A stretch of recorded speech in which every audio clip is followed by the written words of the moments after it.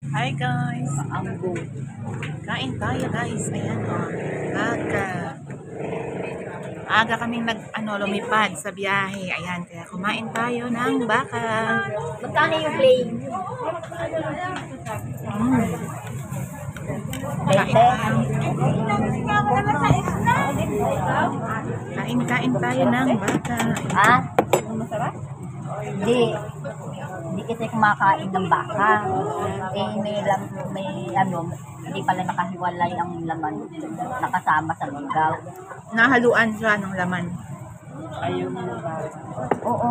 Hindi naamin ko naman. Talagang hindi ako kumakain. Hindi ako talaga kumakain ng baka. Kasi hindi yung amoy kasi.